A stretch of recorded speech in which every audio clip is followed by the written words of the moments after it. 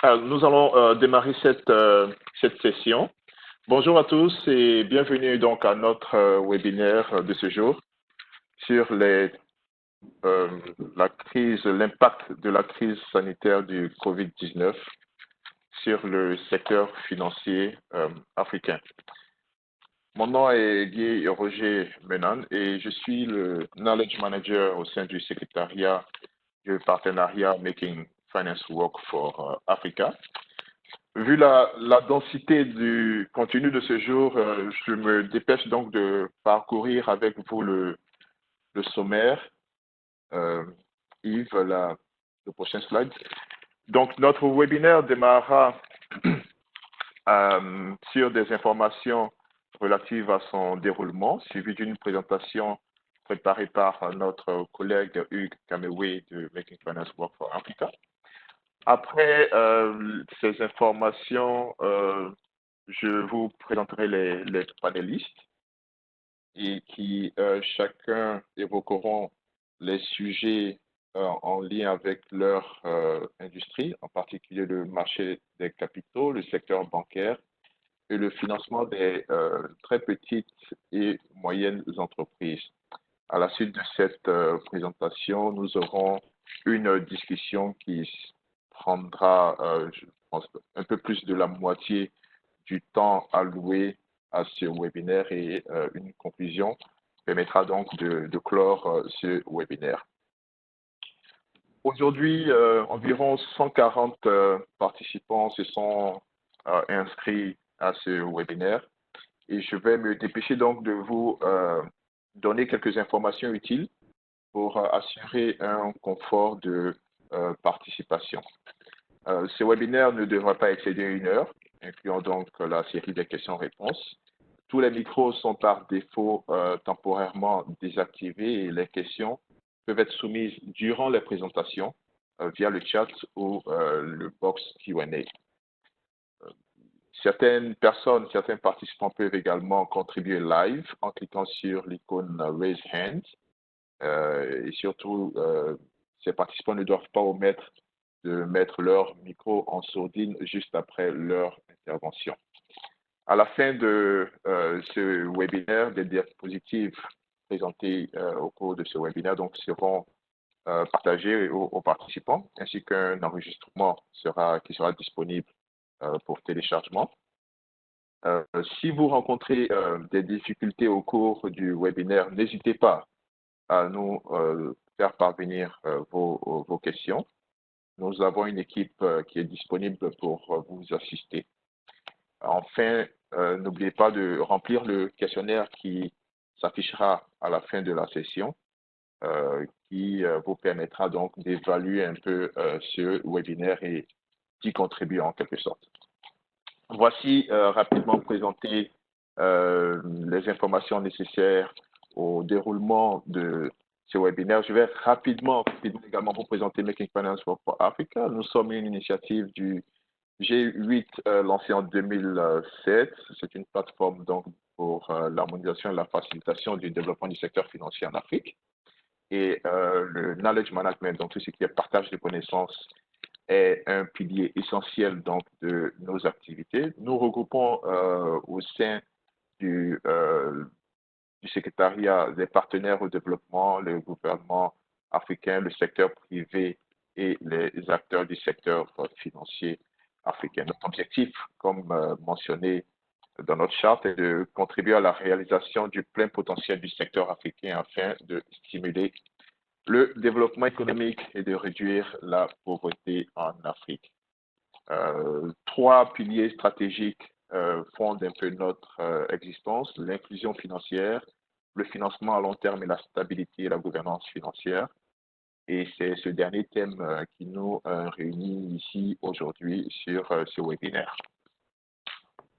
Enfin, les membres et bailleurs de Making Finance for Africa sont principalement la Banque africaine de développement, GIZ, l'AFD, la Banque européenne d'investissement, le ministère hollandais de la coopération, Afreximbank, et enfin la Commission de l'Union européenne. Voilà un peu qui qui clôt notre présentation de Making Finance Work for Africa, de même que l'introduction de ce jour. Je vais tout de suite passer la parole à Hugues Kamewe qui va faire une présentation de l'introduction du sujet de ce jour. Hugues?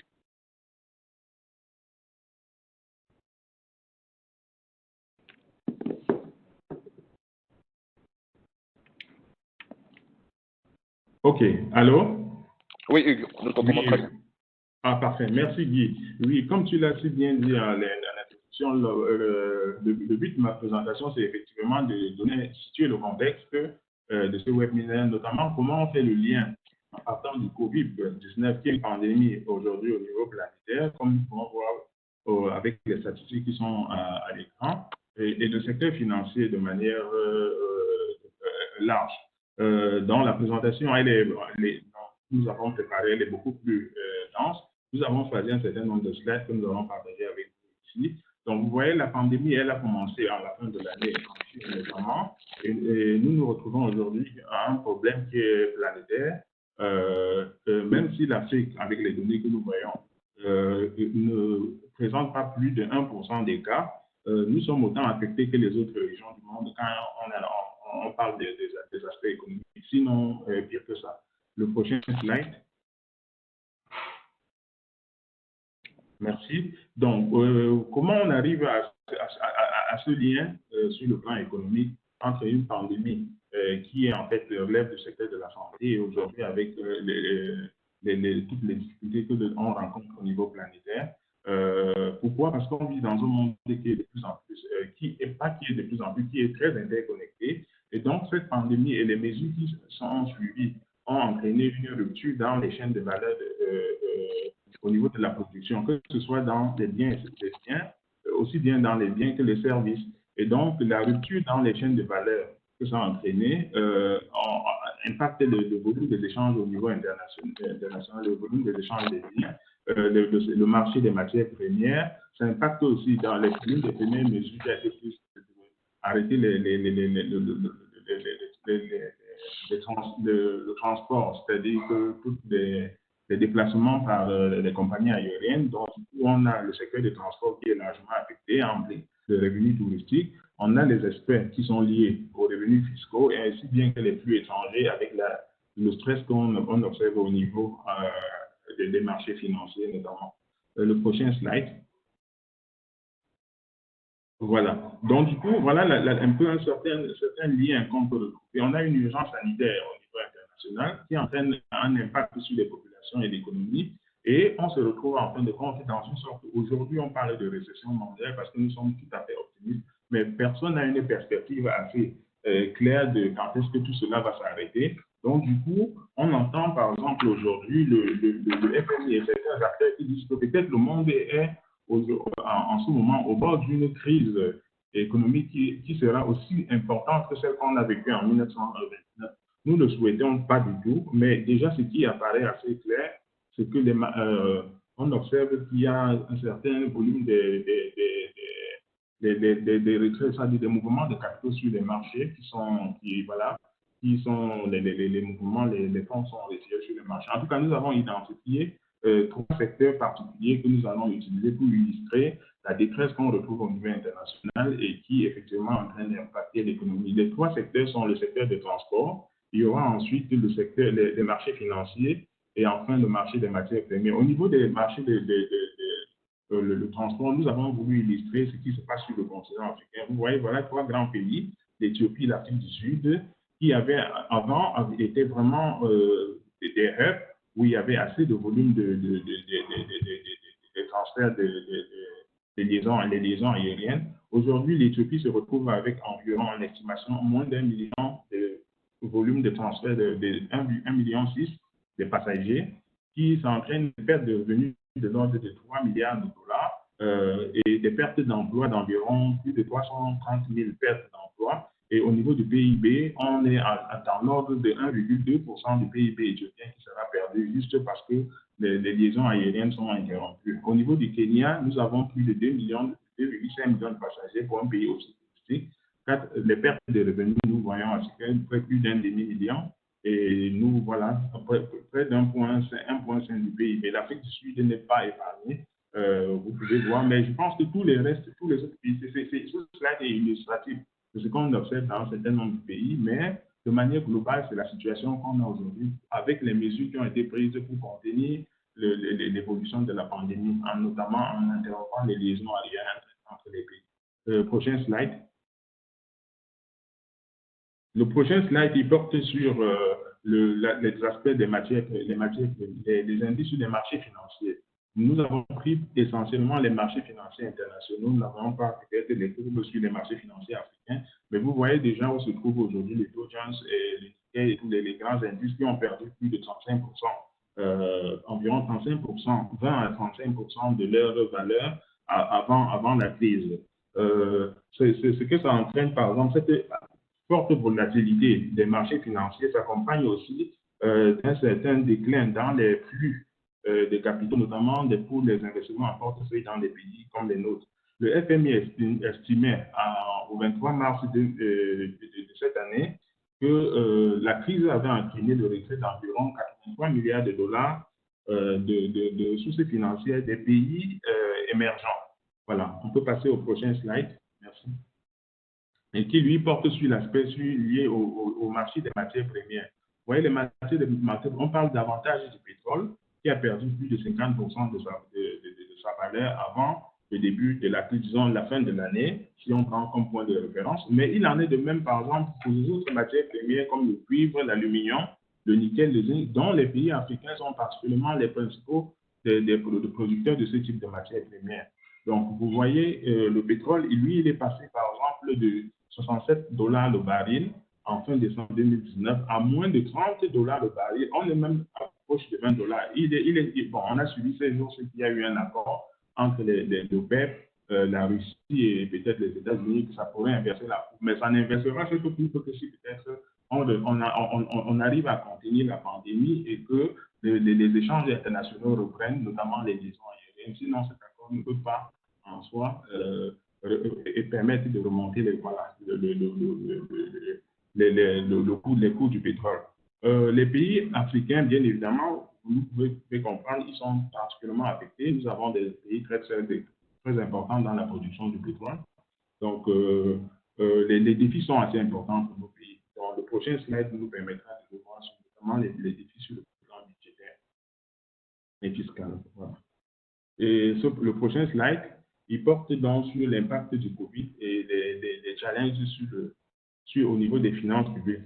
Les pertes en termes de revenus d'exportation pour nos pays sont estimées à environ 100 milliards de dollars. Ça, c'est les pertes à aujourd'hui, avec la perspective que peut-être d'ici la fin juin, plus tard, on aura contenu la pandémie et qu'on sera en retour sur une situation normale. Les dépenses en soins de santé, les comptes supplémentaires qui sont attendus sont estimés à environ 11 milliards de dollars. Donc, vous pouvez voir que nos pays partent déjà de situations où les marges sur le plan budgétaire ou bien de manière fiscale étaient très, très réduites. Et dans ces pays, on était déjà sur les limites au niveau de l'endettement de ces pays-là. Donc, avec cette situation, ce sont des défis particuliers auxquels nos pays sont exposés aujourd'hui en termes de réendettement et peut-être des risques de dévaluation dans le pays. En tout cas, le dernier rapport de la Banque mondiale qui est sorti sur le sujet dit que l'Afrique va connaître une récession qui sera entre 2,1 points et entre 2% et 5% cette année-ci. Et c'est la première fois que l'Afrique tout entière, le continent, rentre en récession. Si on prend au cours des 25 dernières années, c'est-à-dire que depuis 1995, le continent africain, de manière globale, n'avait pas été en situation de récession. Mais cette crise va nous pousser dans cette situation. Et il y a d'autres estimations qui sont encore beaucoup plus angoissantes, par exemple, qui parlent de moins 8% comme taux de récession que nous avons, taux de la récession que nous allons connaître sur le continent africain. Prochain slide. Voilà. Le prochain slide, lui, il essaie de parler beaucoup plus, il fait le lien entre le Covid, la crise ou bien le secteur bancaire et financier. Pourquoi le Covid va effectivement poser d'énormes défis à nos secteurs financiers?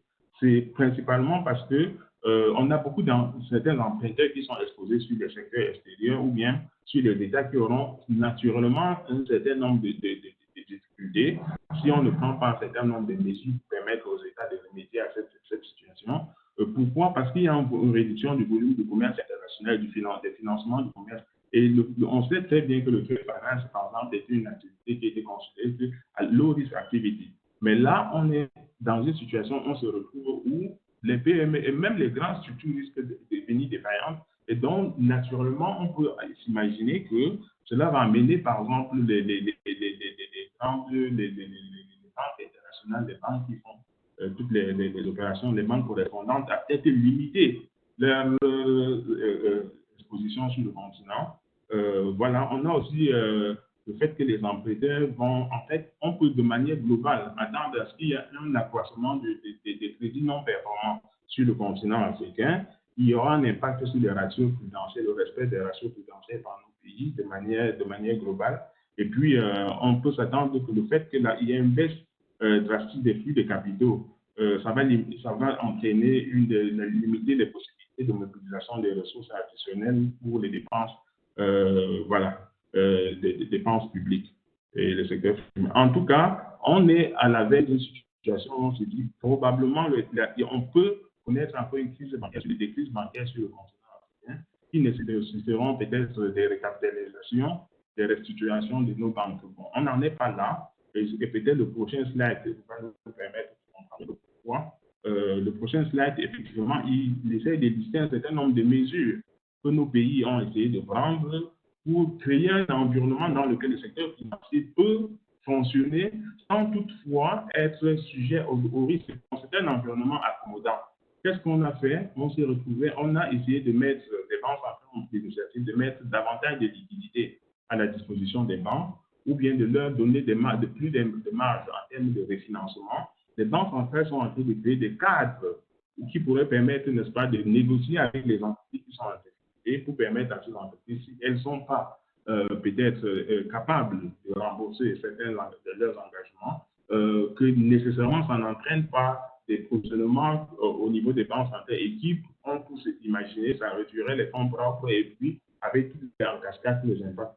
Donc, on voit les réductions en termes des exigences minimales. Donc, on a une flexibilité en termes des exigences minimales, notamment en matière de fonds propres. On a des réductions en termes de coussins des fonds propres et des fonds propres contracycliques.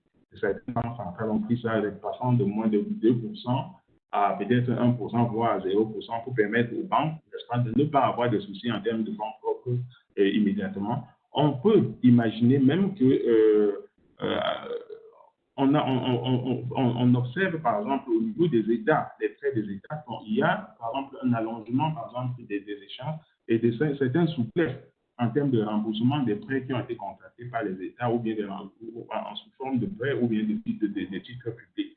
Mais de manière générale, voilà un certain nombre de mesures que les banques centrales ont adoptées pour permettre aux banques de pouvoir fonctionner sans nécessairement subir la détresse qui est en train d'être créée. Mais les États, nous voyons aujourd'hui les challenges auxquels les États seront confrontés en termes sur le plan fiscal. Ils sont importants parce qu'il y a des pertes de revenus. On n'a pas encore vu ce qui pourrait être, par exemple, nécessairement, par exemple, de la reprise, par exemple, des passifs de certaines banques en matière de restitution. Donc, ça pourrait accroître le coût. Néanmoins, il faut reconnaître aussi que la communauté internationale s'est mobilisée assez rapidement, c'est-à-dire que les bailleurs de fonds et les institutions internationales de développement pour mettre un certain nombre de facilités en place. Vous avez celle de la Banque africaine de développement d'environ 10 milliards de dollars, Afrexim Bank, ici 3, la Banque mondiale, vous avez l'AFD, l'Union européenne, nous pouvons être reconnaissants. Et le FMI, nous avons déjà un certain nombre de pays africains qui sont déjà passés dans des guichets de refinancement du FMI liés au Covid pour mobiliser des ressources additionnelles. Nous pensons qu'avec ça, ça pourra permettre au secteur financier de manière globale de traverser le secteur et l'économie des pays africains de traverser cette crise si jamais on peut la contenir assez rapidement.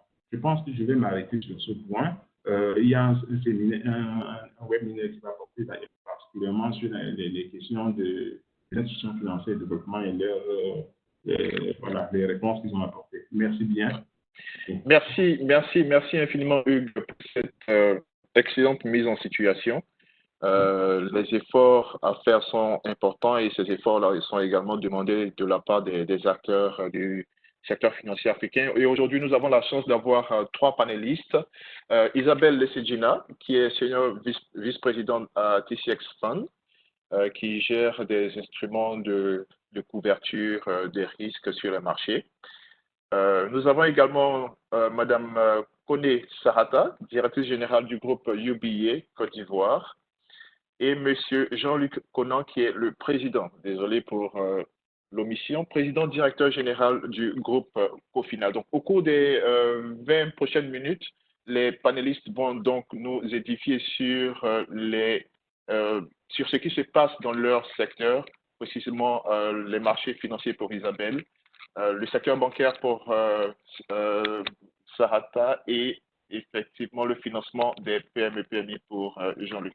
Merci Isabelle de prendre la parole et de démarrer sur ce que vous constatez au sein de TCX Fund sur les marchés financiers. Parfait, bonjour. Merci Making Finance Work for Africa et Guy pour cette invitation. Un des grands éléments pour rajouter un petit peu à ce que disait Hugues auparavant, c'est que nous faisons face à une crise sanitaire sans précédent. Nous sommes en territoire inconnu pour la première fois depuis de nombreuses années. Et les grandes tendances que nous observons sont que d'un côté, les gouvernements doivent prendre des décisions à un rythme très rapide, sans avoir le temps d'évaluer les conséquences et se confronter à des arbitrages difficiles entre la santé publique et l'économie. Nous voyons également que la plupart des discussions qui se font sur la politique macroéconomique sont centrées sur les grands pays, les États-Unis et les pays avancés, et ne tiennent pas toujours compte des contraintes qui sont typiques à d'autres pays, particulièrement aux pays africains. Et nous voyons également que le secteur financier est très tendu, qu'il doit renforcer sa pérennité en termes de liquidité et de solvabilité, tout en gérant un risque croissant de crédit de ses clients et de ses contreparties. Au niveau mondial, nous avons vu que les banques centrales sont en train de réduire leur taux d'intérêt et que les gouvernements utilisent tous les outils monétaires et fiscaux qui sont à leur disposition pour soutenir leur économie en émettant de l'argent, 2 000 milliards pour les États-Unis, 750 milliards pour l'Allemagne, et en fournissant d'autres outils, des lignes de crédit pour les banques, et les entreprises et les allègements fiscaux. En quoi cette crise est-elle particulière pour l'Afrique? C'est un petit peu l'effet trifecta. Au niveau mondial, il y a évidemment la crise du Covid-19. Pour les pays émergents et frontières, c'est un effondrement des revenus étrangers, comme l'a mentionné Hugues auparavant. L'effondrement des produits de matières premières, du tourisme et de l'envoi de fonds. Mais plus particulièrement par rapport à l'Afrique, c'est l'effondrement de l'accès au marché des capitaux. Certains pays n'ont pas d'accès au marché des capitaux, d'autres ont un accès marginal. Mais on remarque quand même qu'il y a une tendance, c'est que les marchés des capitaux, on voit que les capitaux ont été rapatriés et ont fui les marchés émergents et frontaliers, ce qui augmente le choc de l'épidémie du Covid. Et le rythme n'a jamais été vu. On parle de 4 fois des montants supérieurs à ce qui s'était passé pendant la crise financière de 2008. Et ce qui oblige les gens à payer... Donc, ça diminue la valeur de la devise, ça oblige les gens à payer plus cher pour les biens importés, comme la nourriture et le carburant, sans parler de l'effet que ça va avoir sur le gonflement de la dette dû à la dépréciation de la monnaie locale. Et ça a un impact au niveau macroéconomique, mais c'est aussi un impact sur les entreprises qui doivent financer leurs opérations par des prêts en devise forte. Et on voit cette volatilité sur les marchés qui sont reflétés sur certains pays par rapport à la couverture des produits de change sur 3 ans, ou certains pays, quand on ajoute l'effet du Covid avec des pertes de revenus, particulièrement pour les pays exploitateurs de matières premières, sont beaucoup plus frappés que d'autres pays. Donc, en général, on sait comment gérer ces chocs. Si c'était un seul choc, on pourrait gérer. On a des politiques de réduction et de réorientation des dépenses, réduire le déficit ou réorienter une partie des dépenses vers la santé, augmenter les financements extérieurs, emprunter plus. Mais cette approche marche si c'est limité à une région ou à une partie du monde, et quand tout le monde est dans le même bateau et que c'est une pandémie mondiale, ça crée des problèmes pour certaines personnes ou certains gouvernements. Donc les revenus diminuent, le coût de la santé monte en flèche, l'accès au marché des capitaux est fermé, beaucoup trop coûteux. Et ces éléments ajoutés à l'effet de dépréciation générale des monnaies africaines font que le fardeau de la dette souveraine et autres est devenu non pérenne.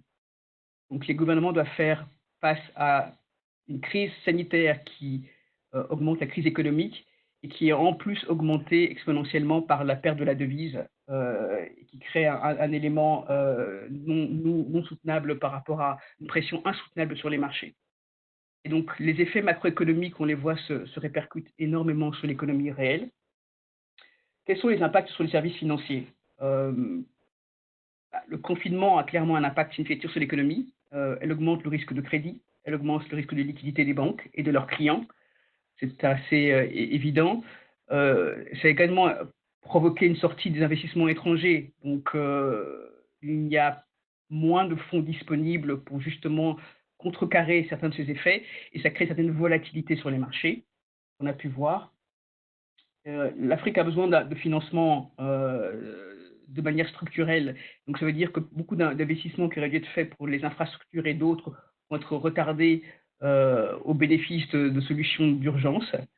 Et on remarque aussi que le rapatriement des fonds, la diminution de l'économie, des exportations, ont créé une pénurie de dollars en Afrique, ce qui provoque encore plus une dépréciation de la monnaie. Et cela a un effet sur l'impact financier des banques, mais aussi des entreprises du secteur réel qui ont des positions ouvertes en devises. Quels sont les besoins de ce qu'on voit un petit peu de ce qui se passe sur le marché par rapport aux interventions de certaines institutions multilatérales, de banques centrales et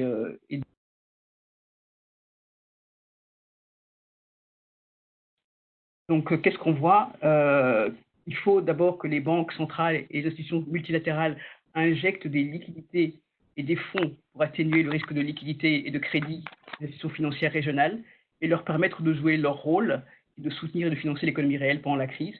Il faut que les institutions financières jouent leur rôle et donc mettent de l'argent dans l'économie en aidant les sociétés à passer cette crise. Il faut que les institutions multilatérales fournissent des fonds sur les marchés ou des outils d'atténuation du risque pour encourager les investisseurs internationaux à revenir. Et particulièrement, c'est un rôle important qui doit être joué par les institutions de développement. Et vu la rareté du dollar et le risque de change qui pose un problème structurel par rapport au développement de nos pays, il est important de mettre en place un système pérenne, que ce soit des règles réglementaires et politiques sur le long terme, pour avoir un secteur financier plus durable et moins sujet aux chocs externes. Voilà, c'est un petit peu en résumé ce qu'on voit sur les marchés. Grande volatilité, perte de flux, et il faut trouver un moyen d'avoir une action commune au niveau du continent pour essayer de stabiliser cette situation et de passer cette crise. Et le secteur financier a vraiment un effet catalytique à jouer avec l'aide des institutions internationales et des banques de développement pour permettre de passer cette crise. Merci infiniment Isabelle. On se rend bien compte du rôle donc des bailleurs et du secteur financier. On va maintenant être un peu plus spécifique et évoquer le secteur bancaire. Pour les participants, n'hésitez pas déjà à soumettre vos questions via les deux panneaux, soit le chat, soit le panel Q&A. Où vous pouvez tout simplement cliquer sur Raise Hand pour poser votre question, participer live et poser votre question. Donc, n'hésitez pas. Vos questions seront relayées dans environ 15 minutes, le temps que Madame Kone Sarata, directrice générale de UBA Bank, et un peu plus tard, Monsieur Jean-Luc Conan, le président directeur général de Cofina, interviennent sur le sujet. Madame Kone, vous avez la parole. Bonjour à tous. Merci à Making Finance Work for Africa pour leur invitation. Donc, je me joins à Hugues et à Isabelle pour dire que nous sommes vraiment en terre inconnue. Nous allons voir l'impact humanitaire et économique que nous subissons pour le moment, mais qui est encore vraiment très, très, très préliminaire. Et les initiatives et décisions qui ont été prises et déployé pour assister en fait à atténuer, on va dire, les effets de cette crise. et en plus et d'autres initiatives à envisager. Prochaine diapo. Donc, ce qu'on peut dire, c'est qu'il y a l'impact humanitaire, on le sent, hein, les gens sont à l'hôpital, on a remis des mesures barrières. En Afrique, il se trouve qu'on avait eu une petite poche avec Ebola qui commençait à donner certaines pratiques. Donc, il y a certaines habitudes qui reviennent malheureusement pour soutenir ça. Limitation des voyages, fermeture des frontières, inédit en temps de paix, on va dire, entre guillemets. Le télétravail à tous les niveaux, donc les institutions financières n'ont pas été épargnées. Fermeture des écoles, expérience de gestion de crise qui est avec Ebola, avec les crises plus anciennes, on essaie de voir comment est-ce qu'on peut réagir. Et bien sûr, il y a une contribution des différents acteurs. Dans le cadre du groupe UBA, nous avons déployé 14,5 millions de dollars à l'effort sur l'Afrique et plusieurs autres institutions ont mis la main à la poche pour ce côté humanitaire pur. Au-delà de ça, bien sûr, on a aussi l'impact économique. La prochaine diapo, s'il vous plaît. Et donc là, on parle des pays africains. On va classer les pays en deux secteurs. Donc, il y a les pays producteurs de pétrole et de minerais ou métaux précieux qui sont vraiment très affectés par cette crise. McKinsey parle de 7%, la Banque mondiale, j'entends bien 5%, McKinsey va jusqu'à 7%. Et on n'est peut-être pas loin d'atteindre les deux chiffres en ce qui concerne la récession dans certains pays. Il y a des perturbations du commerce international. On s'est bien rendu compte qu'il y a une grande dépendance envers les pays asiatiques. Et il faut aussi, et il y a certains cas où Hugues parlait de chaîne de valeur, il y a encore dans le cas où il y a beaucoup une intensité en main-d'œuvre de certains pays qui sont impactés par toutes ces mesures que le Covid nous envoie. L'approvisionnement, comme j'ai dit, venant d'Asie et d'Europe, a un impact réel sur notre productivité et nos productions. Et je parle de ça parce que ça permet de voir pourquoi il faut qu'on agisse très vite. La prochaine diapo. La réduction, il y a eu une réduction des investissements directs étrangers. Donc, tout ce qui est dons, flux financiers, transfert d'argent même, et toute l'économie touristique dont l'Afrique, plusieurs pays africains vivent, sont impactés. Et tout ça était nourri par le secteur financier, bien sûr. Donc, les PME et les grandes entreprises, aussi bien que les grandes entreprises, j'en ai déjà parlé des PME, mais les grandes entreprises sont aussi affectées si elles ne sont pas dans les secteurs clés que nous avons vus se découvrir avec cette crise. Donc, la productivité, comme il a été dit auparavant, je vais pas m'étendre dessus. Allons à la prochaine slide pour vraiment montrer qu'est-ce qu'on veut faire. La réponse, en ce qui concerne le marché financier ou les banques, on va dire, le secteur bancaire, on va dire qu'il y a un mot-clé qui est celui de la liquidité. Une banque doit toujours s'assurer de sa liquidité et pour ce faire, va donc s'appuyer sur, bien sûr, les déposants qui sont sa base clientèle dans sa globalité.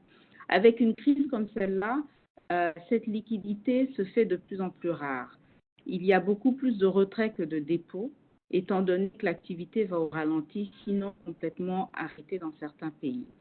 Donc, il faut une intervention et nous pensons, à notre avis, qu'une intervention ne peut pas être moins de 6 mois pour essayer d'accompagner en fait cette crise. Il faut une stabilisation économique en priorité et qui passera bien sûr par le niveau de liquidité que les banques pourront maintenir. Et c'est là où les banques centrales jouent un rôle et bien sûr en amont aussi toutes les banques de développement et institutionnelles et multilatérales. Et donc Hugues parlait du point qui avait été fait. Il est important qu'elles contribuent à cette stabilité. Donc, En ce qui concerne les actions concrètes que les banques ont prises sur le marché, il y a des discussions dans la zone UEMOA, mais au-delà, plusieurs banques centrales ont décidé d'accompagner, donc qui permettent en fait aux banques commerciales d'avoir un report des échéances de crédit. Donc c'est une discussion, ce n'est pas automatique bien sûr, c'est une discussion qui doit se tenir entre les différents acteurs de manière à voir sur quelle durée, quelle est l'échéance qui peut être soutenue, de manière à continuer à faire tourner la machine.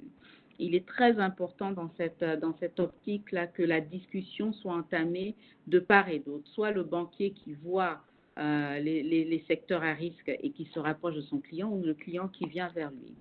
Les découvertes pour assister la trésorerie. Comme j'ai dit, la liquidité des banques est importante, mais tout aussi importante est la liquidité pour nos clients. Donc, on leur met en place des découvertes et encore discuter de manière à ce que et les salaires, pour payer les salaires, les règlements des fournisseurs, pour vraiment faire tourner l'économie et la machine, le temps on ait beaucoup plus de visibilité sur ce qui va se passer par la suite. Bien sûr, il y a des nouvelles lignes de financement qui peuvent se mettre en place. L'action a été claire, le secteur de la santé n'a pas été considérablement fourni. Et donc, il y a des besoins clairs et des nouvelles lignes de financement peuvent se mettre en place dans ce cadre-là. Il y a un comité de veille qui s'est mis en place aussi sur plusieurs places, aussi bien dans la zone UEMOA qu'ailleurs, en termes de soutien encore et mettre en place des garanties spéciales pour certains secteurs d'activité. Donc, il est clair qu'il faudra faire une mise au point, une revue de l'impact que certaines structures ont subi par rapport au début de cette crise et comment elles peuvent se réinventer. On a vu très bien des unités de production dans l'agro-industriel ou même dans l'industrie tout court qui sont maintenant en train de pallier aux besoins locaux de production de matériaux de la santé. Et donc, tout ça vient coordonner, en fait, par l'appui des banques. Le dernier point, c'est le soutien aux États et des structures parapubliques. Les banques, donc, négocient et discutent avec les États comment les accompagner au-delà de ce que les agences multilatérales et banques de développement ont déjà fourni, de manière à ce qu'encore on puisse contribuer à cet effort et diminuer, on va dire, pour parler simplement, réduire vraiment l'impact que cette crise aura, parce que c'est clair qu'on aura un impact.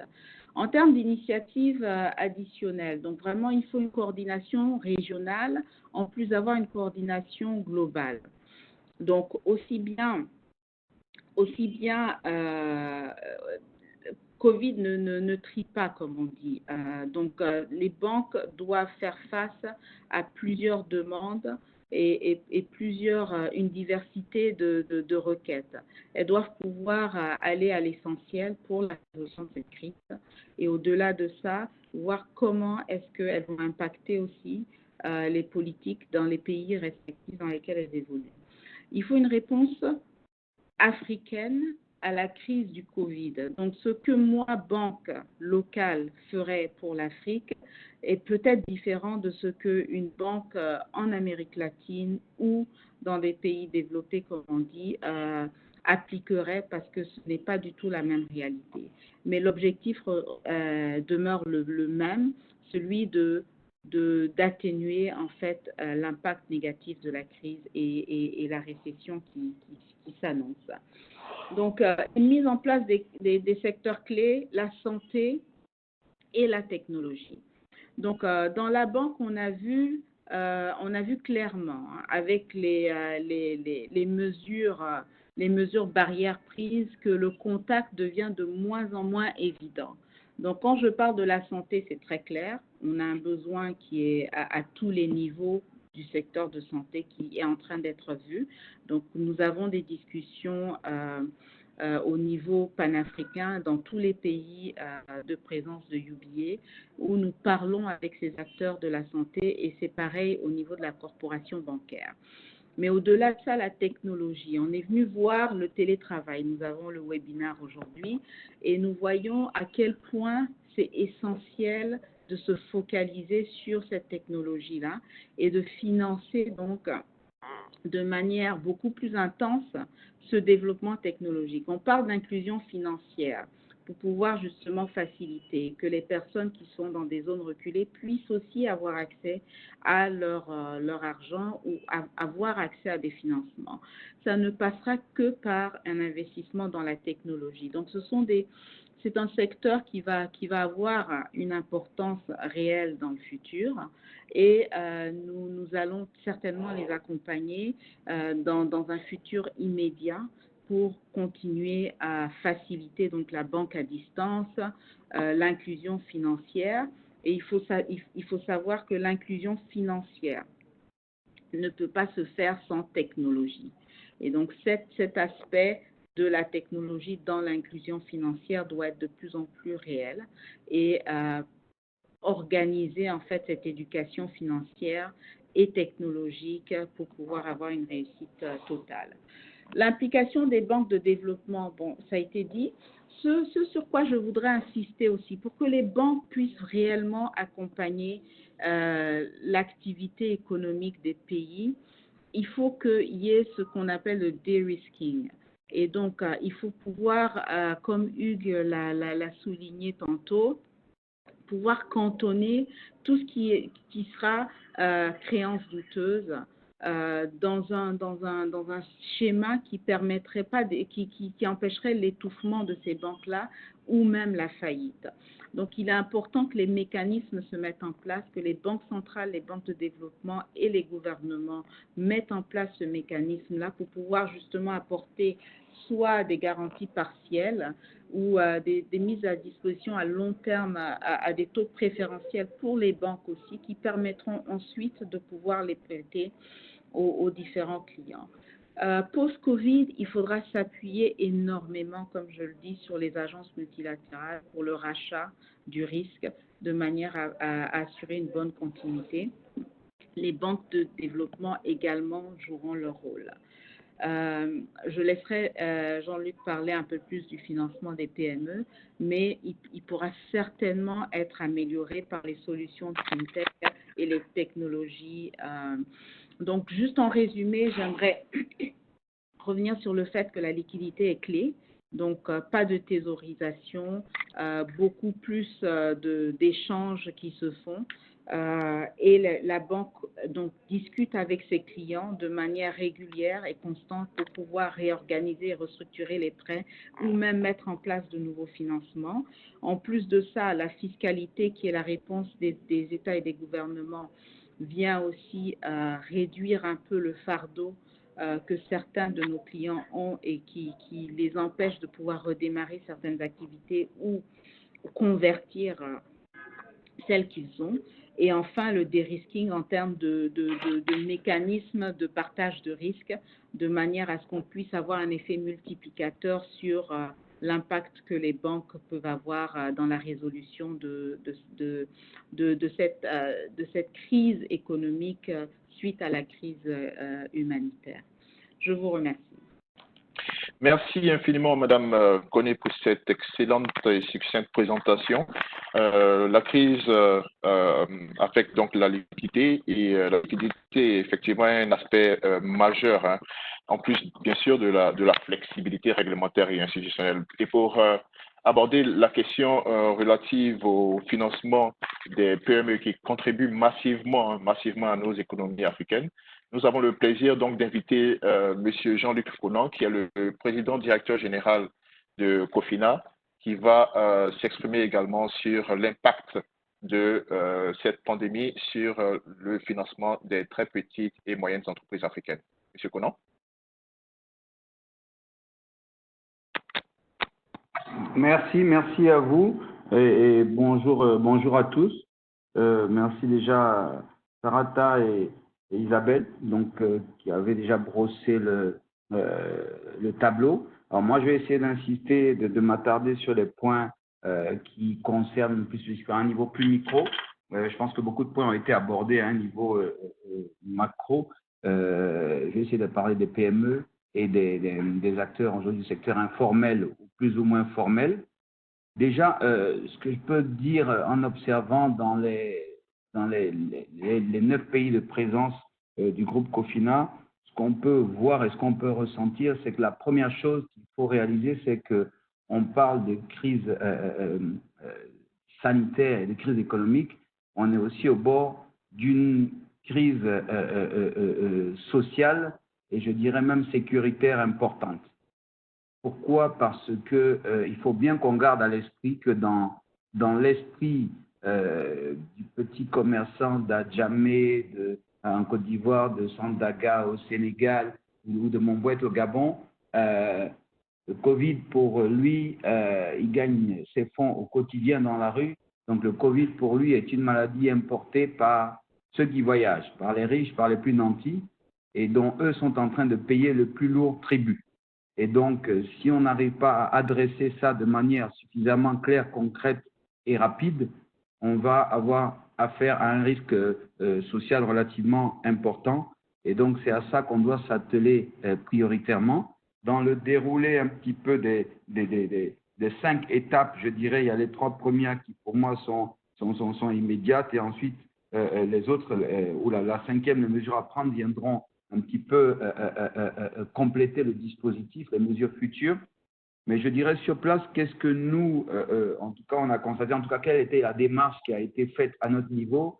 Il y avait 3 paradigmes au départ, 3 postulats de départ qui étaient la première chose, était de préserver déjà la santé de nos staffs, la santé de nos clients et de leur assurer, c'est un thème qui revient souvent, la liquidité pour qu'ils puissent faire face aussi à leurs dépenses pendant ces périodes difficiles. Le coronavirus est parmi nous. On a des cas, nous, dans les pays déjà de staff, de clients déclarés. On a un médecin du travail qui travaille dans les pays avec nous aujourd'hui pour nous assurer de ces mesures-là. Mais ça veut dire que c'est parmi nous aujourd'hui et c'est quelque chose avec lequel on doit vivre et on doit travailler au quotidien. Alors, sur, j'ai envie de dire, l'impact au niveau de nos clients, des clients de nos institutions, on a un arrêt qui est assez brutal que nous, on a constaté dans les secteurs fortement touchés. On en a parlé tout à l'heure, mais typiquement, quand je prends le secteur hôtelier au Sénégal, dans lequel il y a 26% des expositions aujourd'hui en crédit, à 100 milliards. Allô, vous m'entendez? Oui, on vous entend très bien, M. Conan. On vous entend très bien. Yves, le prochain slide, s'il te plaît. Bon, allez-y, M. Conan. Voilà, on a 100 milliards d'impact sur le chiffre d'affaires en 2020. Quand on descend au niveau d'un pays comme la Côte d'Ivoire, ben, ça représente ce secteur-là 26% aujourd'hui des crédits accordés. Il y a 23% à l'industrie manufacturière et il y a 10% au marché des transports.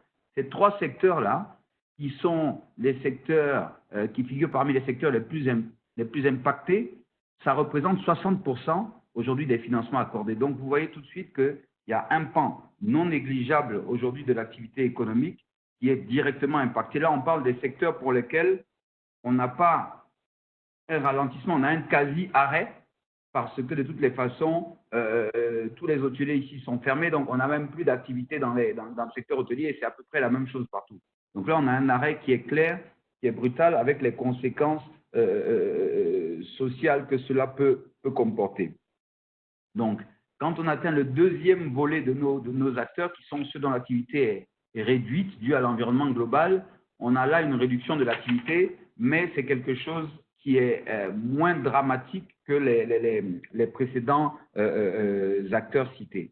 Alors, sur les institutions financières, pour moi, quand je discute, je demande ce qu'on appelle un petit peu de sérénité. Pour moi, on n'est pas face à une apocalypse globale, et ça, c'est ce qu'il faut, pour moi, retenir, puisqu'on avait des secteurs qui fonctionnaient, on avait des secteurs qui étaient relativement bien portants et qui ont une interruption temporaire de leur activité due à une situation particulière. Et à situation particulière, solution particulière, ça veut dire qu'on a ces acteurs-là qui ne peuvent pas faire face à leurs échéances, qui ne peuvent pas payer leurs salariés. Qu'est-ce qu'on fait pour qu'ils puissent le faire pendant un délai, et Sarata a parlé de 6 mois, je pense que c'est un délai raisonnable, un délai relativement raisonnable, minimal, pour qu'elles puissent reprendre. Et je pense qu'à ce stade-là, ça défie un peu tous nos paradigmes. On va parler sur les ratios prudentiels, sur comment on délivre le crédit. Si jamais on se cristallise, c'est nous-mêmes qui créons une amplification aujourd'hui de ce risque qui devient systémique. Moi, il y a une situation, un secteur qui fonctionnait, qui est à l'arrêt momentanément, comment on lui donne les outils pour qu'il puisse avancer et qu'il puisse reprendre au plus tôt ses activités dès que les conditions le permettront. Donc ça, je pense que c'est un paradigme sur lequel on doit réfléchir, banquiers, États, institutions financières, et ça va revenir régulièrement dans mes propos. Je ne reviendrai pas sur aujourd'hui cet aspect de la tension globale, mais de façon plus concrète pour nous, on voit un impact dans le secteur sur la relation avec les employés. Je vous ai dit, on a des cas déclarés de Covid, donc comment on gère ces cas-là aujourd'hui? Nous, on gère avec des désinfections régulières des locaux, on gère avec du travail à distance, on en parle avec la technologie, on essaie, on gère avec la distanciation sociale et une rotation qui permet de respecter même le mètre de sécurité, parce que sinon, ce n'est pas possible. On doit quand même servir les clients, mais en même temps, on doit assurer la sécurité et des clients et des employés, donc on est obligé de mettre cette distanciation-là. Donc, il y a forcément des réductions d'effectifs qu'on fait tourner et il y a une réorganisation du travail. Pour l'instant, je dirais la grosse majorité des boîtes, des entreprises structurées ont commencé à liquider les congés payés, etc. Donc, l'impact n'est pas immédiat, mais à partir du mois prochain, une fois qu'on aura liquidé toutes ces mesures, on commencera à voir réellement l'impact qui est l'effet ciseau entre une baisse de l'activité et un maintien des charges pour ceux qui ne peuvent pas les réduire à un niveau. Je signale qu'il y a certains États où il est interdit de toute façon de faire un ajustement au niveau de ces charges, notamment de ces charges salariales. Donc, sans mesure d'accompagnement, on va conduire nécessairement ces entreprises-là à une cessation de paiement dans les 3 mois à venir. Donc, je pense que ça, c'est des choses où on travaille au quotidien, mais il faut que l'ensemble des mesures soient concrètes. Il faut qu'on s'attende au niveau des PME pour nous à une augmentation des taux de défaut. Je crois que ça, c'est très clair à notre niveau. Le taux de défaut va augmenter, il va probablement doubler, peut-être même tripler. On ne sait pas aujourd'hui dans quelle mesure, tout dépendra de l'étendue de la crise. Maintenant, à l'intérieur, il faudra avoir toute entreprise qui est dans un secteur et qui a une activité qui était viable et qui n'est pas morte, reprendra. Donc, c'est comment on accompagne la reprise, parce qu'il y a quand les accompagnants dans la reprise qu'elles pourront honorer sur le long terme l'ensemble des engagements qui ont été pris. Et donc, ça, c'est très important. La pire des choses à faire, c'est de basculer aujourd'hui dans une psychose beaucoup plus générale. Et là, on aura forcément les effets contraires de ce qui est recherché. Donc, l'activité de crédit, pour nous, elle baisse. Elle a baissé pendant le mois d'avril, le mois de mars. Elle va baisser, mais on essaie de la contenir et de faire en sorte qu'elle puisse reprendre au plus vite, orientée vers les secteurs qui sont les moins touchés par la crise et travailler sur l'assistance aux secteurs qui sont touchés, nos clients qui sont touchés, parce qu'on est convaincu que c'était des secteurs viables, ils sont juste impactés par la crise, ils reprendront une activité. Et comment on fait ça? On parlera de ça avec notamment les prises en charge différenciées et qui vont se produire au fur et à mesure de notre activité. On en a parlé tout à l'heure, on peut aller à la salle suivante, c'était pour nous les demandes court terme. Et les demandes court terme avec les lignes de découvert, parce qu'il y a des tensions de trésorerie qui sont ponctuelles. Mais j'ai envie de dire, l'analyse qu'on en fait, nous, c'est que ces demandes court terme deviendront nécessairement du long terme, parce qu'on ne va pas avoir une crise qui va se résorber en 1 mois ou en 2. Tout le monde s'est focalisé sur les mesures, justement, d'extension de couvre-feu, mais je dirais c'est du revolving ou de confinement, c'est du revolving parce que ça va se poursuivre pendant un peu plus longtemps. Donc ça, il faut qu'on l'intègre aujourd'hui. Au niveau des enjeux, alors, la slide ne s'affiche pas, je ne sais pas si elle s'affiche de votre côté. Ça va prendre un peu de temps, mais vous pouvez continuer. Parfait. Au niveau des enjeux du secteur financier, j'ai parlé tout à l'heure globalement du risque social, et pour nous, l'enjeu principal, c'est de maintenir un certain niveau d'activité, d'accepter de prendre un niveau de risque supplémentaire, et ça s'accompagne, on en parlait des différents mécanismes de garantie, il faut que chacun joue son rôle dans le système et de se mettre en position pour une reprise des activités au plus tôt. En gros, il faut maintenir le malade sous perfusion pour que dès qu'il y ait la possibilité de reprendre des forces, il puisse repartir. Il ne faut surtout pas arrêter la perfusion. Donc ça, c'est important, sinon on rentre dans un autre scénario encore plus compliqué. On a parlé de la liquidité. La liquidité, elle est clé. Et pour l'instant, nous n'avons pas vu, en tout cas à notre niveau, de retrait massif des clients. On a eu quelques institutionnels qui eux-mêmes avaient des tensions de trésorerie, mais globalement, on n'a pas vu de retrait massif. Mais c'est dû, selon moi, à une seule situation, c'est qu'on était dans le premier mois de la période liée au Covid. On était aussi dans le fait que les gens étaient toujours payés, donc ceux qui avaient de l'épargne ne venaient pas pour l'instant massivement toucher dans leur épargne. Et troisième chose, la liquidité disponible pour pouvoir faire face à des commandes était maintenue dans les comptes parce que les clients, pour l'instant, avaient leurs commandes qui étaient relativement bloquées. Mais on s'attend à justement une érosion de la liquidité dans les quelques mois et semaines à venir parce que de toutes les façons, les choses reprendront d'une façon ou d'une autre.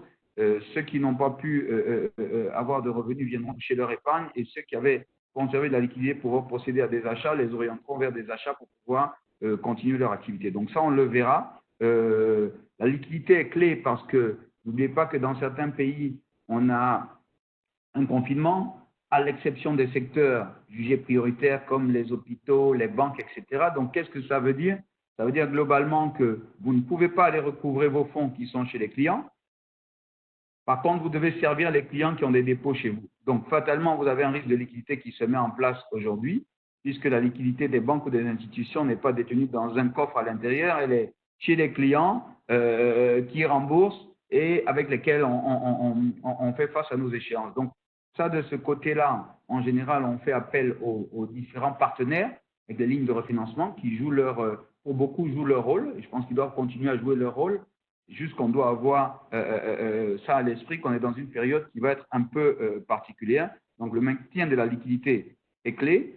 L'assistance accrue au secteur jugé moins risqué. Là, on va accentuer, on a déjà revu les target market, on va accentuer notamment les financements à ce secteur.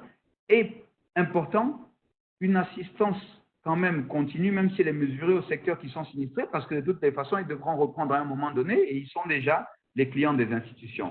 Donc, ça, c'est important. Je passe à l'autre slide, qui sont les mesures à prendre par les différents bailleurs, les banques centrales, les institutions financières. Je pense que c'est très important parce que chacun a un rôle à jouer dans cette chaîne. La fourniture de la liquidité est très importante. Nous, on a certains bailleurs qui jouent crânement le jeu, et je ne vais pas les citer, mais il y en a qui sont même présents à ce webinaire et qui continuent. Et je pense que dans l'approche des DFIs, il faut que par ces temps-là où la liquidité, où the cash is king, où la liquidité est la clé, elles doivent pouvoir revoir le paradigme d'analyse de la mise à disposition de leur liquidité si on veut éviter de nombreux discours et peu d'actions. Si on veut éviter de nombreux discours et peu d'actions, pour moi, il faut fonctionner de manière relativement différente. Les institutions qui étaient bonnes avant la crise, je pense, le resteront. Les lignes qui sont à disposition des institutions, on peut les augmenter de façon mécanique avec un pourcentage des fonds propres. Pourquoi? De toute façon, vous n'avez pas beaucoup de temps pour faire des grandes analyses. Dans 6 mois, ce sera peut-être trop tard pour certaines institutions. Donc, il faut y aller de toutes les façons en se disant qu'une institution, et nous, c'est l'approche qu'on a avec nos clients, ne devient pas mauvaise du jour au lendemain ou bonne du jour au lendemain. Il y a une continuité, il y a juste des étapes qu'il faut franchir. Et nous, je pense que c'est l'approche qu'on a aujourd'hui. Donc, on va devoir préserver aujourd'hui, on les incite à pouvoir préserver la liquidité. Il y a eu des initiatives qui ont été prises par les bailleurs, les banques centrales, etc., qui, la principale est la ligne qui concerne le décalage des échéances sélectives pour certains clients. J'ai envie de dire, ça règle un problème probablement de ratio, mais ça ne règle pas un problème de liquidité parce que c'est du cash qui ne rentre pas quand les échéances sont décalées. Donc, il faut qu'on aille jusqu'au bout de la logique. Le guichet de refinancement, il ne concerne pas les systèmes financiers décentralisés, il concerne les banques et encore sous certaines conditions. Donc, je pense qu'il faut qu'on aille plus loin dans le sens, parce que je vous garantis qu'une institution financière, de toutes les façons, qui a ses clients en difficulté, ben, la dernière chose à laquelle elle pensera, ce seront ses ratios, parce que de toutes les façons, elle aura le temps de corriger ses ratios un peu plus tard. On dit chez nous, on n'éteint pas le feu avec de l'eau propre, comme on dit. Donc, il y aura besoin de cette flexibilité-là sur les ratios prudentiels. Il y aura besoin d'un certain nombre de mesures conservatoires qui devront être prises de toute façon pour permettre l'octroi de crédit et des périodes de grâce. On en a parlé. Un certain nombre d'exonérations, en matière fiscale notamment par rapport à l'État pour pouvoir justement aider à franchir le cap aujourd'hui. On va devoir travailler de manière concrète sur les mécanismes de garantie. Pour l'instant, on en parle beaucoup, mais à titre personnel, je n'en ai pas vu beaucoup. J'ai vu beaucoup de discours, mais j'ai vu aucun mécanisme dans l'urgence se mettre en place pour pouvoir avancer. On essaie de faire beaucoup de discours, mais si on continue avec les discours, dans 3 mois, on pourra se rejoindre et puis constater les dégâts sur le marché. Donc, je pense que le mot d'ordre, c'est qu'il faut aller vite. Aller vite permettra de maintenir certaines PME à flot, de maintenir certaines institutions à flot, de stimuler la demande aussi et de permettre au cycle de se mettre en place petit à petit. Enfin, si je passe sur les mesures d'adaptation, j'en ai parlé tout à l'heure en parlant du changement du go-to-market. Chez nous, au final, on a en une semaine, on a revu complètement notre target market. Donc, on a dit, on fera des crédits et on fera des crédits à des secteurs qui sont moins concernés et on va soutenir ceux qui le sont moins, qui sont déjà les clients. Donc, on a une réallocation de la liquidité. La meilleure des choses, vous savez, pour une institution, la meilleure financière, la meilleure des choses pour mettre la clé sous la porte, c'est soit de faire trop de mauvais crédits, soit de ne pas en faire du tout.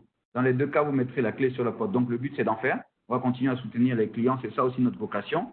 On essaie de moins de parler en ce moment même de ratio prudentiel chez nous. On essaie de parler de ratio de développement. Et les ratios prudentiels viendront se corriger. On sait ce que c'est. On a été formé pour ça. Quel est notre rôle de développement à ce moment donné-là? Comme je dis aujourd'hui, la coiffeuse du quartier de Cocody, qui avait une bonne activité, mais qui est fermée parce qu'on a pris des mesures pour fermer l'ensemble des salons de coiffure, comment vous lui donnez une ligne aujourd'hui de fonds de roulement pour qu'elle paye ses salaires pendant 3 mois, 4 mois, 6 mois, en sachant très bien qu'elle a une activité qui était pérenne et que de toutes les façons, après la crise, les gens viendront quand même se coiffer.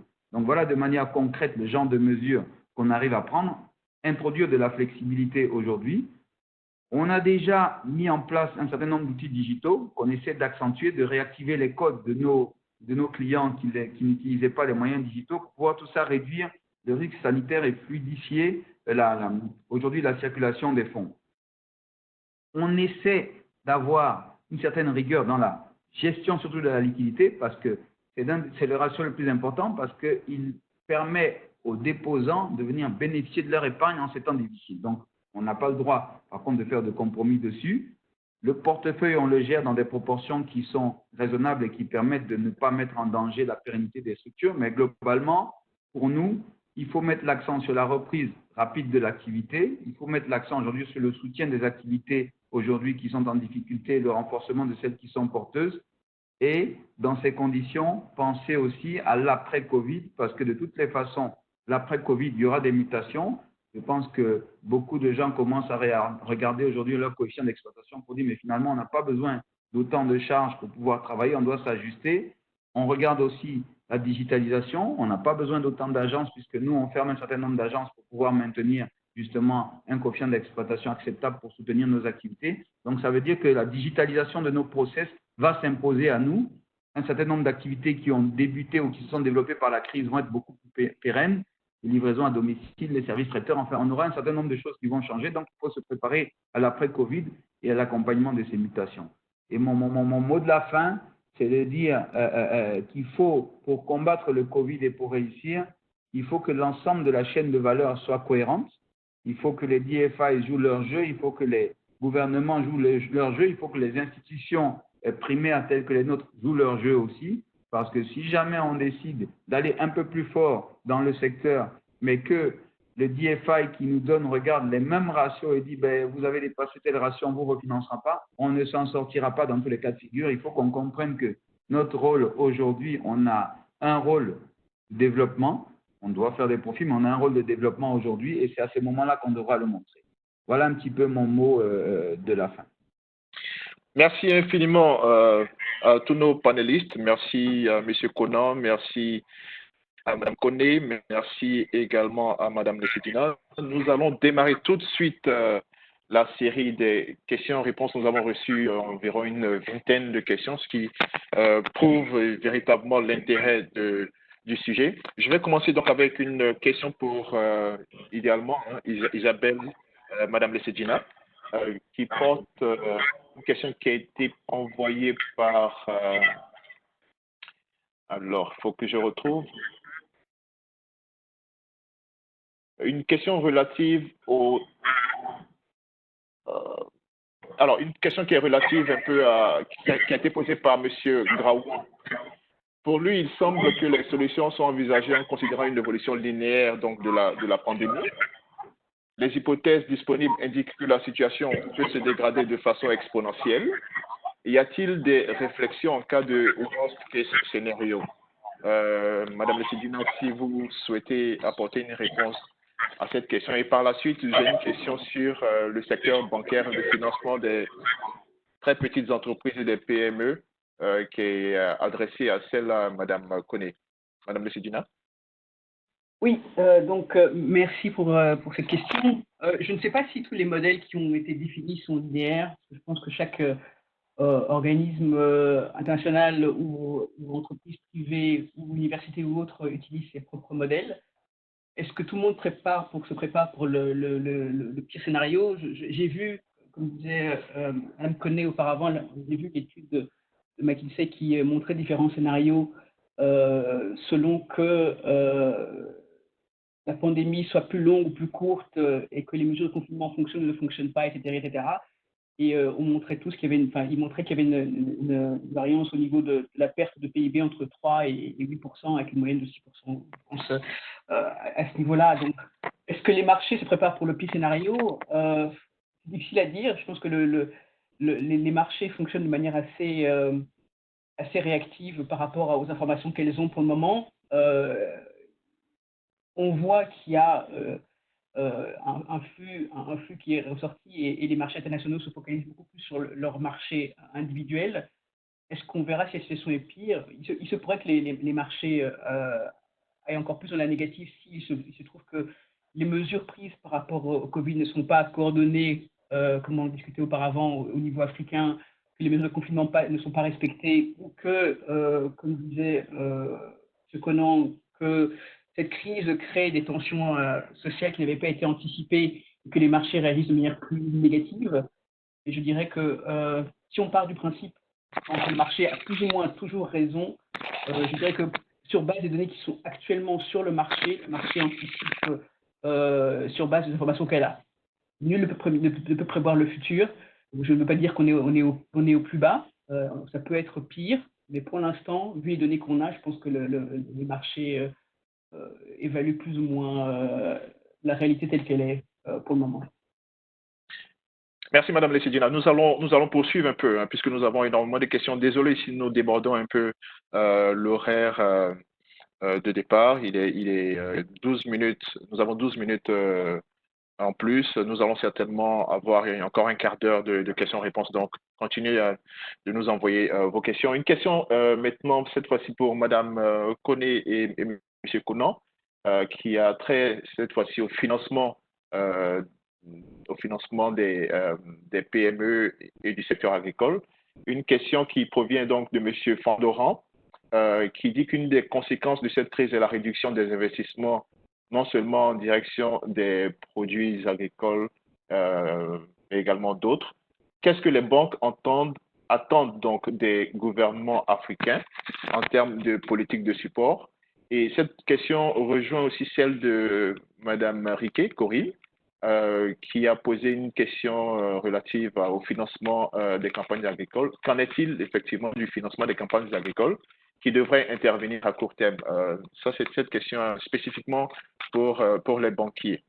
Madame Conan, Madame Koné, Monsieur Conan, si vous pouvez apporter quelques éléments de réponse à ces questions. OK. Ici, je vais répondre à la réduction des investissements et les politiques de support ainsi que le financement des campagnes agricoles. De ce que je vois, la réduction des investissements étrangers peut-être. En ce qui concerne la Côte d'Ivoire, qui est un pays exportateur de cacao principalement, mais d'autres matières aussi, le mécanisme que la Côte d'Ivoire adopte fait que tous les contrats sont vendus à terme. Donc, la campagne 2021 n'est pas à risque. Autant que nous pourrions vaincre cette pandémie dans des délais de 2020, la campagne des discussions que j'ai eues avec les acteurs, les différents acteurs, la campagne n'est pas à risque. Cela dit, ce qui se faisait comme investissement étranger devra se faire maintenant comme accompagnement interne. Donc, ce sont les opportunités dont je parlais.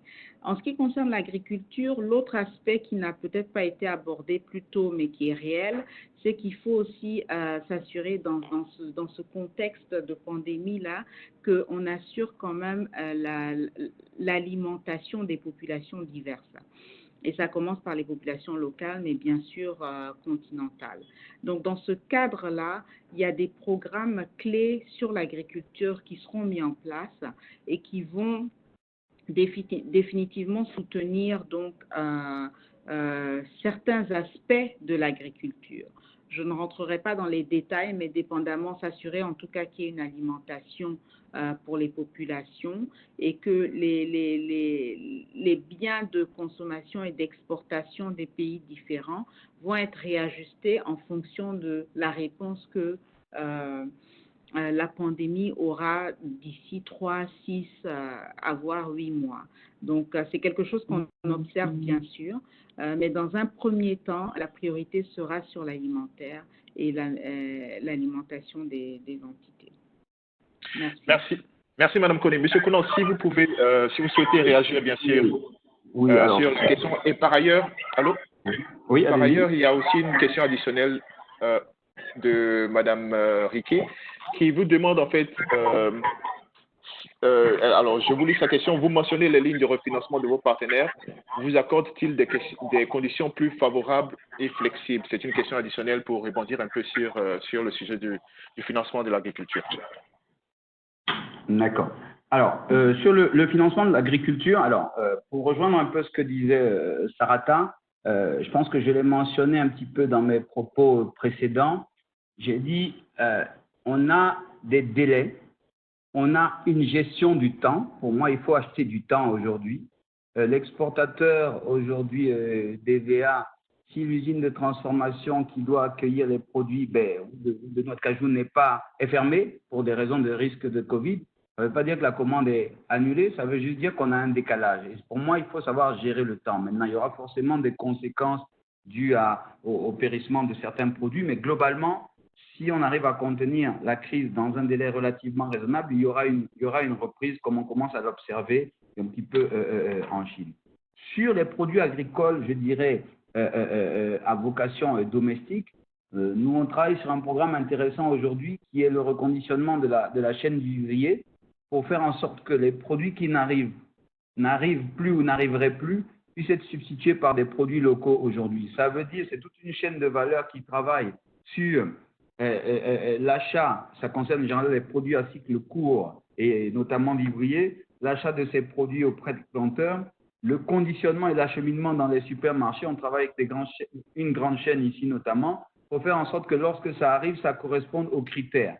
Et vous verrez que si ça se passe bien, probablement que ces acteurs-là auront complètement changé leur mode de consommation et se tourneront davantage vers le domestique. Donc ça aussi, c'est les effets positifs ou les opportunités, je dirais, qu'il faut voir dans la crise. La question sur les lignes de refit, je dirais, on a bénéficié de lignes de refit avec des taux qui étaient un petit peu meilleurs, mais ce n'était pas ça l'enjeu.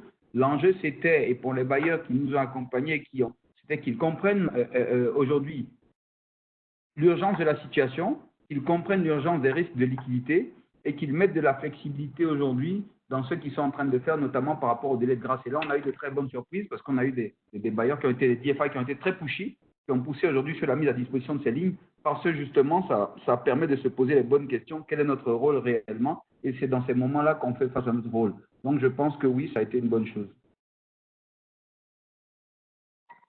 Monsieur Conan, merci. Si vous permettez, nous allons rester avec vous avant de reprendre avec Madame Koné. Il y a également une question sur le recouvrement.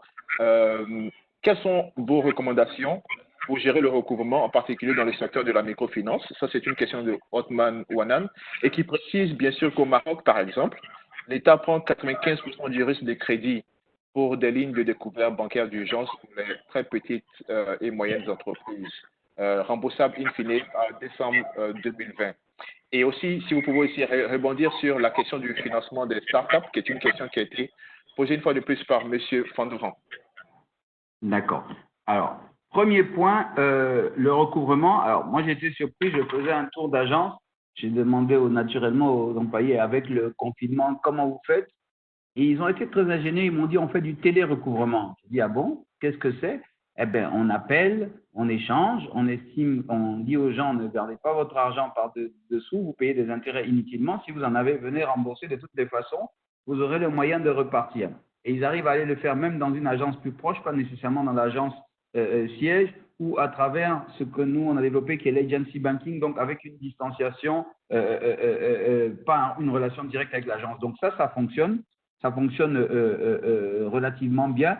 Le recouvrement est rendu plus difficile. Il ne faut pas se leurrer aujourd'hui pour la simple raison que la mobilité, elle est limitée aujourd'hui. Mais on essaie de continuer.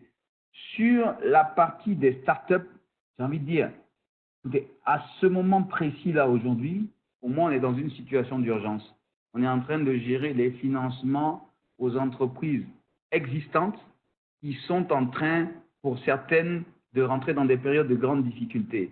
Donc, le financement des startups, pour nous, il interviendra dans les solutions après Covid pour celles qui auront développé des mécanismes aujourd'hui d'adaptation au nouveau target market, au nouveau mode de vie. Mais je crois que pour l'instant, pour nous, dans l'immédiat aujourd'hui, ce n'est pas la question prioritaire. D'accord, c'est bien noté. Question pour Madame Koné. Il y a M. Patrick Kameni qui souhaitait que vous reveniez un peu plus en détail sur les mesures prises par les banques centrales pour accompagner notamment les entreprises en difficulté. Et il se demande si les banques centrales doivent apporter plus d'appui, des appuis un peu plus importants à des secteurs comme l'agriculture ou la santé. Il y a plusieurs autres questions, plusieurs autres participants qui ont posé des questions sur les mesures des banques centrales. Sont-elles efficaces? Sont-elles à hauteur? Y a-t-il mieux à faire? Si vous pouvez y apporter des éléments de réponse. Merci, Madame Koné. OK. Merci, Monsieur Kamini. Oui, les banques centrales, nous sommes vraiment dans de nouvelles sphères et tout le monde fait de son mieux. Donc, en ce qui concerne les banques centrales, elles ont participé, elles ont fait une intervention. Donc, dans le cadre, je parlais de la liquidité en ce qui concerne beaucoup de banques. Et on peut dire que dans le cadre de l'UEMOA, la Banque centrale donc, a revu à la baisse son taux de refinancement, elle a augmenté le niveau d'injection et continue à suivre de manière régulière.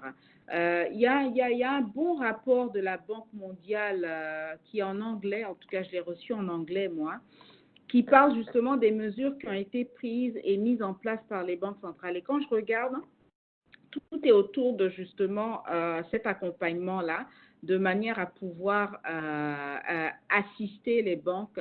Cela dit, on a encore toujours besoin, parce qu'on se rend compte au fur et à mesure que la pandémie ne sera peut-être pas sur juste 1 mois ou 2 semaines de confinement comme tout le monde l'avait espéré au départ.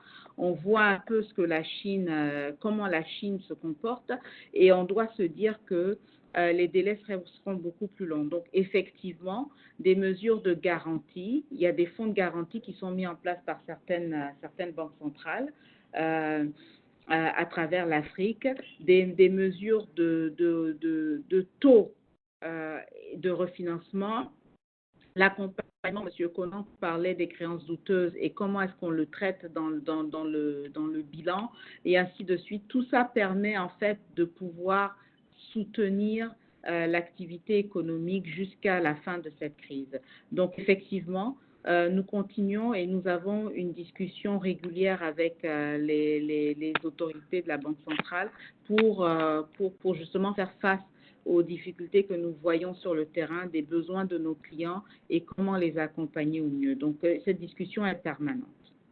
Merci, Madame Koné. Et une question pour Madame Lesodjian, qui, je le rappelle, a été vraiment très importante pour la bonne coordination de ce webinaire. Cette question provient de Monsieur Shaw. On parle beaucoup des effets et des réponses en termes de crédit, mais Monsieur Shaw estime qu'il faut aussi relancer l'épargne. Donc, pour lui, existe-t-il un besoin de coordination des activités d'épargne formelle et informelle afin de faciliter une meilleure croissance des économies? Madame Lesodjian. Oui, merci. C'est Monsieur Shaw pour cette question. Je dirais oui, bien évidemment, il faut toujours encourager l'épargne, même si je ne suis pas sûr que à l'instant T, par rapport à la crise, les priorités soient là, mais l'épargne est importante dans un cadre plus développé, l'épargne, la pension, dans le développement du marché des capitaux. Pour financer localement et pour le futur, pour financer de manière pérenne le futur, il faut non seulement pouvoir avoir un marché des capitaux qui se développe au niveau local, qui permet justement que quand il y a une crise, les fonds ne partent pas à l'étranger, mais qui permet aussi de se financer dans la devise du pays. Ça permet d'avoir un système financier plus stable, plus long, et de gérer un peu plus, en tout cas de limiter l'effet des chocs extérieurs par rapport à ce genre de choses. Donc, je pense que maintenant, on est dans un moment clé où on doit gérer la crise, mais quand on devra penser au futur et appuyer sur le bouton reset pour voir ce qu'on va faire pour construire une infrastructure financière plus pérenne, le développement de l'épargne, d'un marché des capitaux régional et local dans une devise équilibrée qui correspond à chaque pays sera clé. Merci, Madame Lesodjian. Il nous reste juste 4 minutes. C'est le temps pour une dernière question à tous nos panélistes. Et cette question provient de Monsieur Liffard et qui est un peu soutenu par Monsieur Achabor. Est-ce que vous voyez dans la crise actuelle des opportunités cachées? Est-ce que tout est sombre, tout est noir ou les pays africains peuvent-ils profiter donc de cette crise pour avoir un système financier, si on peut dire, beaucoup plus robuste et moins dépendant de l'extérieur? On va commencer par Madame Lesodjian et ensuite Madame Koné et enfin Monsieur Conan. Merci, Monsieur Gabor. Oui, je pense que dans toute crise, il y a des opportunités. Est-ce qu'on voit déjà quelles sont les opportunités en Afrique pour le secteur financier? Je ne sais pas, mais un des éléments qui a été discuté par mes deux confrères, c'est la digitalisation. Je pense que l'Afrique a déjà montré, avec tout ce qui est mobile money, qu'elle était capable de faire des bons et de montrer l'exemple au reste du monde. Peut-être que développer un petit peu la digitalisation financière dans cette direction-là par rapport à la nouvelle crise pourrait permettre d'être un élément, une opportunité pour tout le secteur. Mais je pense qu'aussi l'important, surtout pour le futur, c'est de développer un marché financier stable. Et ça implique un marché financier qui ne soit pas sujet au risque de taux, au risque de change, à la rapatriation des fonds étrangers. Et c'est un des éléments qu'il faut essayer de construire de manière vigoureuse pour éviter qu'à chaque fois qu'il y ait une crise ou un choc externe, que ce soit toujours l'Afrique qui paye le plus le prix de la volatilité des marchés. Merci Madame Lesodjian. Madame Koné, vous avez quelques mots sur les opportunités qu'offre cette crise? Oui, opportunité, tout à fait. Je pense que nous sommes à la veille, on va dire, ou vraiment dans les prémices d'un monde nouveau sur le plan financier et qui permettrait en tout cas à ce que ce qui était vu comme étant peut-être en retard gagne leur retard. Donc l'opportunité existe. En ce qui concerne le secteur financier, on doit s'accorder sur le fait qu'il faut qu'on ait quand même des institutions fortes et robustes et qui vont avec un niveau de capital, de fonds propres et ainsi de suite. Donc ça, on ne remet pas ça en question. Ce qu'on remet en question, c'est les réalités locales et comment est-ce qu'on appréhende et on juge un risque et comment est-ce qu'on finance donc un secteur particulier. Je vous ai dit tout à l'heure qu'il y a des secteurs clés qui vont émerger. Donc, le financier, son rôle, c'est de justement les identifier en amont et de pouvoir les accompagner de manière à pouvoir survivre. Au-delà de ça, je pense que bien qu'on soit dans un monde global et on continue à prôner la globalisation, il est clair qu'il faudrait aussi pouvoir diversifier davantage certaines de nos économies et de s'assurer qu'il y a un minimum de production locale qui est fait, de manière à ce que si jamais des chocs comme celui de Covid viennent, on puisse pouvoir rattraper ça de manière dans un bref délai, comme l'ont fait certaines des économies que nous voyons. Donc, l'opportunité, c'est vraiment à ce niveau-là de s'assurer qu'on a des institutions fortes. Et le dernier point, c'est bien sûr s'assurer que les populations et les différents acteurs qui sont en fait les récipiendaires de ces financements et autres puissent aussi jouer leur rôle en termes de s'assurer qu'il y ait un recouvrement qui soit fait, il y ait un repayement qui soit fait, ou qui viennent discuter si jamais les activités ne vont pas comme prévu.